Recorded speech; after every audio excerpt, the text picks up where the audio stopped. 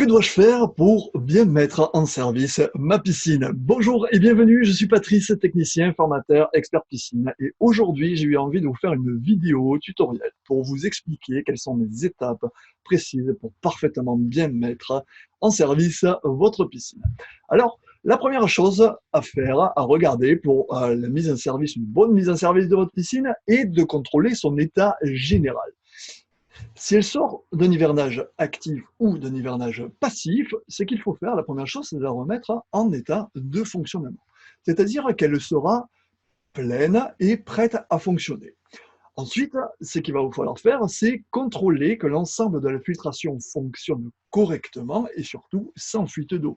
Parce qu'en général, en sortie de l'hiver, il peut y avoir quelques fuites qui se sont générées dans le local technique liées à la dilatation et du PVC et l'usure des joints. Donc, il faut contrôler que tout l'état général de votre piscine soit en bon état de fonctionnement. Donc, quand on va remettre en service votre piscine, ce qu'il vous faut regarder, c'est un contrôle général de l'installation, que la piscine soit pleine et qu'ensuite la filtration et tout ce qu'il faut fonctionne correctement et sans aucun problème.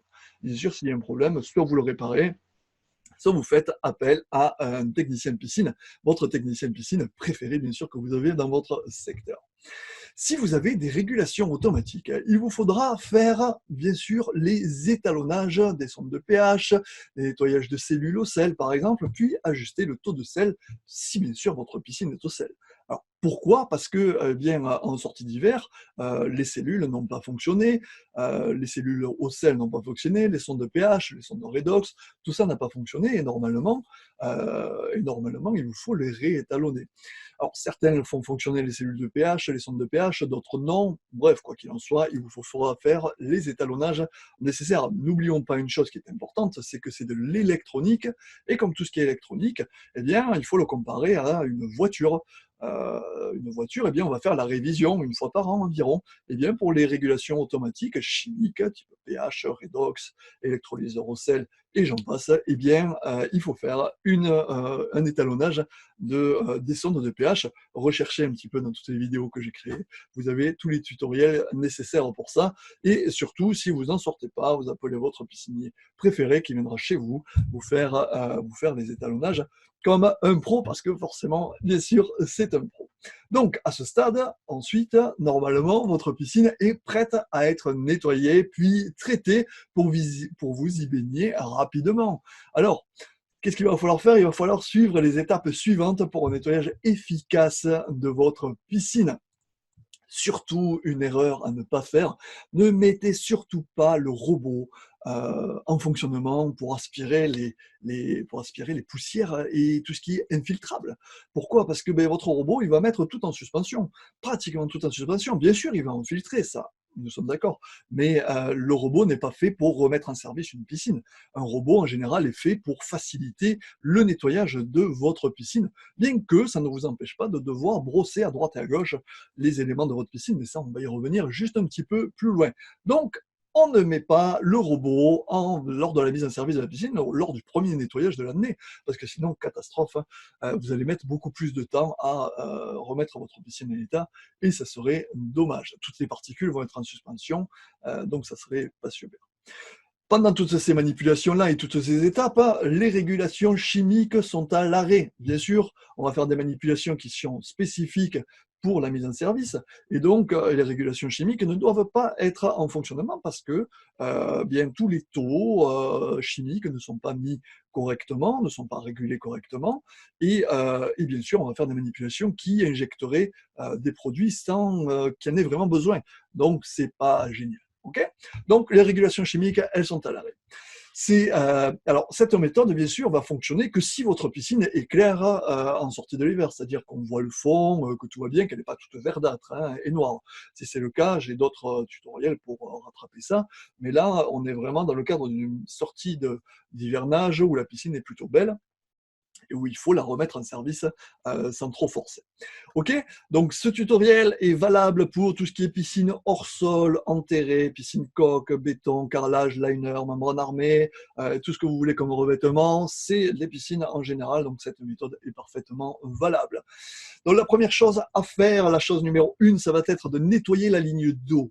La ligne d'eau, bah oui, la ligne d'eau, car les pollutions s'accrochent au fil du temps et vont devenir de plus en plus difficiles à décrocher, bien sûr. Si le calcaire se prend, on va frotter, frotter, frotter, frotter, frotter, ben, ça marche pas. On n'arrive pas à l'enlever. Donc, on nettoie la ligne d'eau assez régulièrement, et notamment à la mise en service, bien sûr, on enlève le dépôt. Alors, en général, on utilise une éponge magique, on peut utiliser aussi des produits dans le commerce, mais avec du savon de Marseille, ça marche tout aussi bien, mis à part, bien sûr, si vous avez du calcaire sur la ligne d'eau de votre piscine, auquel cas, eh bien, il vous faudra un produit spécifique pour enlever cette ligne de calcaire-là qui s'est déposée. Mais avant d'aller plus loin, on va rester sur l'éponge magique et le savon de Marseille. Bien sûr, vous ne frottez pas avec la Spontex, hein, le truc vert, hein, parce que là, vous allez tout rayer. Alors là, c'est la catastrophe, tout va s'accrocher et vous n'en sortirez pas. Éponge magique qui se vend dans le commerce, hein, très simplement, c'est une éponge qui est très douce et qui, au fur et à mesure que vous frottez, vous verrez, elle se réduit. C'est assez rigolo, donc prenez-en un petit peu et puis vous frottez tranquillement toute la ligne d'eau de votre piscine. Ça vous permettra d'avoir une eau de piscine, enfin en tout cas une ligne d'eau plutôt propre. Ok, donc une fois que c'est fait, on continue avec la deuxième étape. Il faut nettoyer la surface de l'eau, bien sûr, si vous avez des impuretés qui sont flottantes. Et ça, vous le faites avec tout simplement une épuisette de fond. Quelque chose qui flotte, on l'enlève, c'est super simple. Ça, c'est une étape assez rapide lors de la sortie de l'hiver. Un petit peu plus compliqué, en étape numéro 3, on enlève les gros amas de feuilles qui sont restés au fond de la piscine. En général, c'est toujours le cas, il y a des feuilles de platane ou des grosses feuilles qui sont tombées et qui ont coulé, donc on va les enlever aussi avec une épuisette de fond. On fait attention à ne pas trop en mettre partout non plus, on y va gentiment sur un amas, boum, on prend l'épuisette et puis on l'enlève. On enlève l'amas et puis on ne va pas plus loin. Okay, on enlève les gros amas, hein, je ne parle pas de fin, je parle des gros amas. Enfin, en numéro 4, on va brosser les parois et les angles des escaliers de votre piscine. Et oui, votre robot, il ne le fait pas, ça. Les parois, enfin si, les parois, il les fait, mais les angles de la piscine, les angles un petit peu tordus, un petit peu ronds, pour les piscines en coque, par exemple, ou les angles droits, le robot, il n'y va pas là-dedans. Donc, il vous faut le brosser, parce que si personne ne fait le nettoyage de ça, eh bien, qu'est-ce qui va se passer? Les pollutions vont être dessus, et bien sûr, vous allez avoir des développements bactériens. C'est logique, c'est normal, parce que les amas, il y aura de plus en plus de pollution, donc il vous faut les frotter. Donc vous brossez les parois avec une brosse de fond en plastique, hein, on évite les brosses de fond en fer, ou ces petits aciers-là, surtout ne prenez pas ça, il n'y a rien de mieux pour abîmer votre carrelage ou autre type de revêtement. Brosse parois en plastique, ça sera parfait. Ensuite, une fois que vous aurez vu tout ça, vous allez aspirer le fond de la piscine avec votre balai d'aspirateur. Alors, le fond de votre piscine est chargé de minuscules poussières qui doivent être bien sûr évacuées. Où ça, je vous pose la question, ces minuscules poussières qui sont infiltrables, on ne va pas les filtrer, mais on va les évacuer à l'égout à la sortie de l'hiver. Bien sûr, parce que si vous le filtrez, eh bien, votre filtre à sable il va se colmater très rapidement et puis vous allez faire 46 allers-retours dans votre local technique ou pour nettoyer les chaussettes. C'est juste insupportable et c'est pas efficace. Il vaut mieux enlever tout ce que vous avez au fond, tout supprimer à l'égout. On évacue toute cette eau-là qui est pas filtrable, donc on gagne du temps en faisant ça. Alors attention, cette manipulation va faire baisser le niveau de l'eau de manière très importante. D'accord? Selon le balai que vous avez, vous allez nettoyer votre piscine en beaucoup de temps ou pas beaucoup de temps. Moi, avec le balai que j'utilise régulièrement, je nettoie ma piscine en moins de 20 minutes, donc c'est vrai que le niveau de l'eau, il baisse entre 5 et 10 cm. Mais vous, si vous avez les petits balais triangles ou les petits balais plastiques comme ça, bleus, bon, c'est pas ce qu'il y a d'idéal pour nettoyer sa piscine, mais bon, ça le fait aussi, hein, ça fait le travail, mais en beaucoup plus de temps. Donc, si vous évacuez tout à l'égout, ce que je vous conseille vivement, vous allez baisser le niveau de l'eau. Donc, après cette manipulation, bien sûr, vous allez remonter le niveau de l'eau avec votre tuyau d'eau et je vous conseille de le remplir avec d'une eau saine, d'accord? Que ce soit de l'eau de ville, eau de puits ou de forage, je vous conseille vraiment de remplir avec de l'eau qui est extrêmement saine, sans limon, avec le moins de bactériologie possible. En général, l'eau de ville est la mieux adaptée pour ça. Ensuite, il va vous falloir vider les paniers de skimmer. Et oui, les paniers de skimmer et les paniers de pompe de filtration.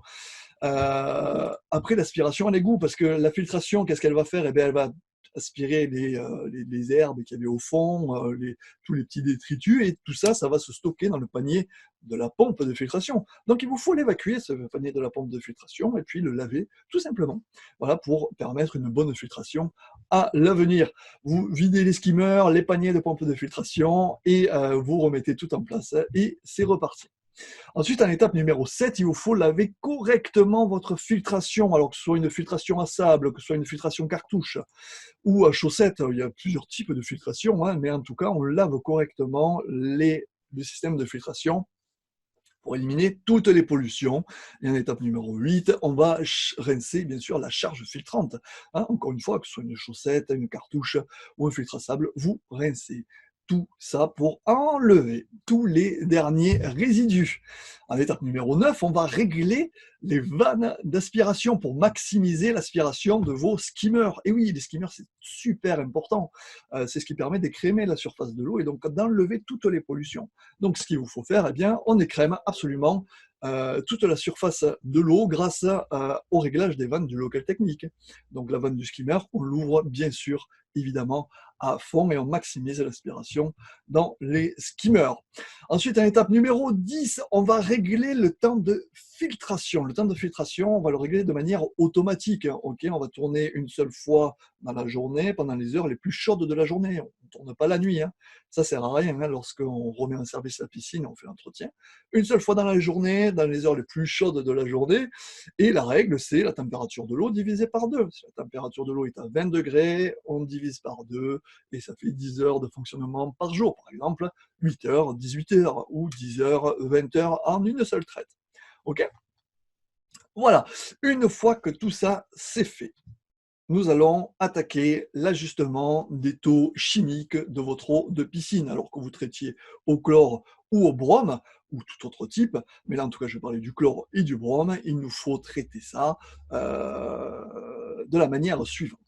Pour le traitement au chlore ou à l'électrolyse de sel, parce que l'électrolyseur au sel est un traitement au chlore. Hein. L'électrolyse du sel crée une molécule de chlore. Voilà, pour faire simple, ça crée du chlore tout simplement. Donc il vous faut bien sûr contrôler le taux de stabilisant. Le taux de stabilisant, il doit être inférieur à 75 ppm. 75 ppm, c'est la valeur communément décrite par les scientifiques et les ingénieurs pour dire que bien, le chlore, à partir de cette valeur-là, eh bien, ne fonctionne plus correctement. Voilà, donc il faut qu'il soit absolument inférieur à 75 ppm. Autrement, eh bien, il va vous falloir vidanger la piscine environ aux 3/4 et renouveler un petit peu l'eau de votre piscine. Sinon, vous aurez des problèmes pendant la saison. C'est obligatoire. C'est comme ça, tôt ou tard, les problèmes arriveront si vous ne respectez pas cette règle. Donc, on contrôle le taux de stabilisant qui doit être inférieur à 75 ppm si on traite au chlore. Okay. Ensuite, on ajuste le pH. Voilà, donc on ajuste le pH entre 6,8 et 7,4 avec du pH- pour baisser le pH, donc si le pH est haut, ou avec du pH+, si le pH est bas. En général, en sortie d'hiver, le pH est plutôt bas, lié aux intempéries, parce que la pluie, quand elle tombe dans la piscine, elle est acide. Et oui. Donc ensuite, vous allez vérifier votre TAC, bien sûr, sur votre bandelette, pour voir si tout va bien, et vous allez faire un traitement choc avec du chlore en poudre, non stabilisé, ou en petit galet. Alors, si le stabilisant est inférieur à 50 ppm, on va pouvoir le traiter avec du galet, des petits galets qui fondent. Si le stabilisant est supérieur à 50 ppm, eh bien, vous allez traiter avec de la poudre de chlore non stabilisée, ou du chlore liquide, comme vous voulez. Donc là, vous voyez, on rentre un petit peu plus dans le détail. N'hésitez pas à revenir en arrière si vous n'avez pas compris. Mais il faut vraiment réagir comme ça. Hein, par rapport à son taux de stabilisant pour éviter de saturer sa piscine et donc pour éviter également des problèmes. J'en profite pour vous dire, si vous avez un commentaire, hein, surtout n'hésitez pas, hein, il y a une box pour ça, il y a un chat pour ça, vous pouvez commenter sans aucun problème. Et enfin, une fois que vous aurez fait votre traitement choc avec donc on n'a pas rallumé les régulations de pH, on n'a pas rallumé les régulations de chlore, tout est éteint. Par contre, on a remis en fonctionnement automatique, température de l'eau divisée par 2, on fait les traitements.